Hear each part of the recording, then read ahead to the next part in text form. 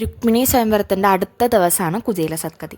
രുക്മിണി ആയത് ഞങ്ങളുടെ കൂട്ടത്തിലെ തന്നെ ഒരാളായിരുന്നു. സാധാരണ പിറകിൽ പോയിരിക്കുന്ന ഞങ്ങൾ അന്ന് മുന്നിൽ തന്നെ ഇരുന്നു, കാരണം ഒന്നുപോലും മിസ്സാവേണ്ടെന്ന് വിചാരിച്ചിട്ട്.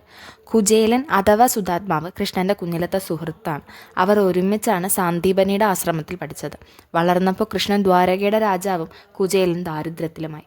ഒരു ദിവസം ഭാര്യയുടെ ആവശ്യപ്രകാരം വീട്ടിലുള്ള ഒരു പിടി അവലുമായി കൃഷ്ണനെ കാണാൻ കുചേലൻ പോയി. കൊട്ടാരത്തിലെത്തിയ കുചേലനെ അത്യധികം സന്തോഷത്തോടെയും ആതിഥ്യ മര്യാദയോടുകൂടിയാണ് സ്വീകരിച്ചത്. കൃഷ്ണൻ സന്തോഷത്തോടെ തന്നെ കുചേലൻ്റെ കയ്യിലുള്ള ആ അവല് കഴിച്ചു. തനിക്ക് സഹായം വേണമെന്ന് ചോദിക്കാൻ നാണക്കേടായിരുന്നു കുചേലന്. എന്നാൽ കൃഷ്ണൻ പറയാതെ തന്നെ അദ്ദേഹത്തിൻ്റെ ആവശ്യങ്ങൾ മനസ്സിലാക്കി. കുചേലൻ ആവശ്യങ്ങൾ പറയാതെ തിരിച്ച് തൻ്റെ കുടിലോട്ട് പോയി.